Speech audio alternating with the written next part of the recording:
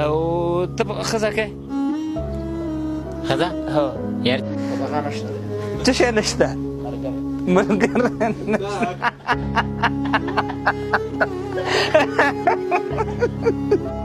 السلام علیکم ملګرو، زه یم ستاسو دوست ستاسو ملګری سعید جان.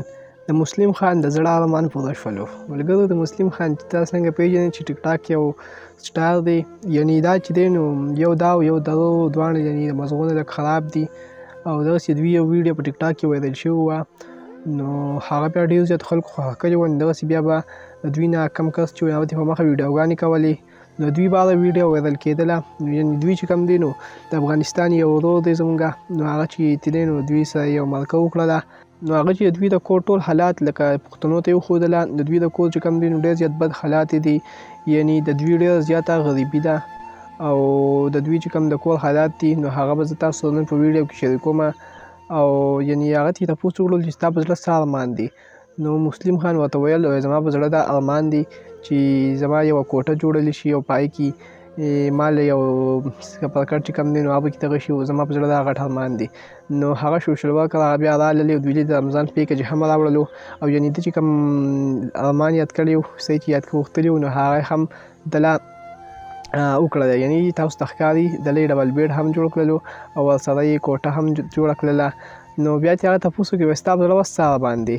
نو مسلم خان ورته وایي چې زما په زړه باندې دا ارمان دی چې زما واده وشي. نو هغه په خندا شي، هغه ورته وایي چې لکه یو ارمان لکه چې ارمانونه لکه ستا دنیا ډېر زیات دي او پته نه لګي چې اوس د ده واده وشي، نو هغې نه پس بیا د څه ارمان یې په زړه باندې. نو الله دې وکړي چې د واده هم وشي، ځکه د دوی هېچا ته سپورټ هم نه کولو. دغه سوشل ورکر راپاڅېدلو او دوی تپوس وکړلو، نو د هغه مونږ ډېر زیاته شکریا ادا کوو، ځکه چې په دې لنډ تن وخت کې راپاڅېدلو او یعنې د دا دغه یې وکړلو.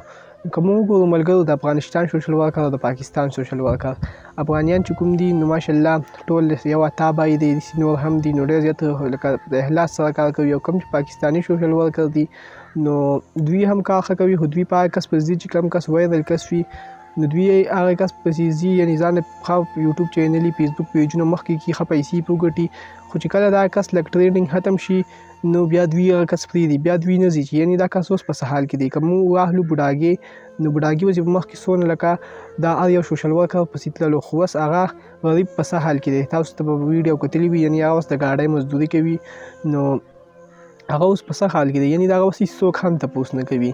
نو نه دي کول داسې په کار، یعنې د افغانیانو په شان لکه دا افغانستان افتحالله چې دی کوم دی نو هغه هم یو کس پسې لاړ شي، واپسې بیا هفته پس او میاشت پس او 2 میاشتې پس د هغه تپوس په مخه کوي، داسې نه کوي چې هغه کس بیا پرېږدي. یعنې دا کوم سوشل ورکر چې دی دا درېیم دی که څلورم ځل دی چې دغسې د مسلم بس الله دې هغه وکړي چې په څه کې د مسلم خیر وي. دا اوس دې وخت ویډیو شارټ غونډې که ویډیو خوښ شوي ویډیو لایک کړئ، مخکې نور ملګرو سره شیر هم کړئ. بلې ویډیو ګورئ، مزه کوئ. دا ته ودرېږئ. الله په امان.